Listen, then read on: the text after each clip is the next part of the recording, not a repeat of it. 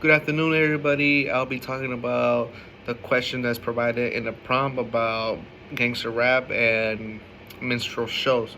So the criticism between the gangster rap, it can show it has an understanding and also the confusion about um, the comparison between them two. The difference between minstrel show and rap, gangster rap, is a minstrel show is a way of showing comedy, showing a stereotype comedy that represents the black community. There are little jokes and also a little bit of stereotype. Gangster rap is more about what a rapper or what the artist expresses about themselves, about their living condition, about the economics. They represent, for example, poverty, gangs, rap, violence. There is a way of a show of expression that an artist can create. While a minstrel show just shows basically what can be made fun of in a culture, or using little their own profound jokes that they can create. So yeah, so the comparison between them two is that gangster rap became more commercial than minstrel show. Gangster rap shows more of an image to many communities, to music, and through many youth people or young people. It shows many connections to them behind one of their own history. Well, minstrel show kind of does, not really much show an image to the black culture, and it doesn't reinforce a lot of stereotype as strong as comparing to music.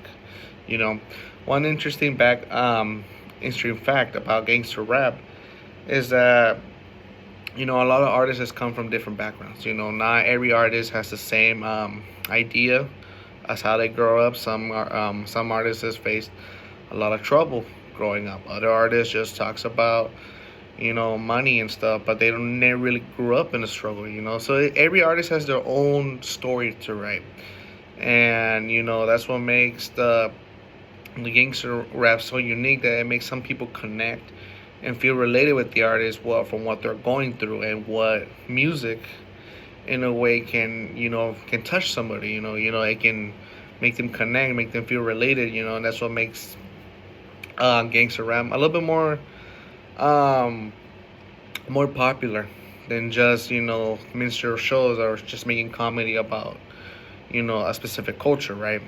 And I think the demographic, well, discussing about it, is that gangster rap has more, well, like I said, popularity, but it's also very demographic. It does represent a lot to the black community. It does represent to the. It gives an image mostly around to what it says, to what is being mainstream, to what is being reinforced on their image. An artist can sometimes represent that type of, um, that type of imagery to a certain topic.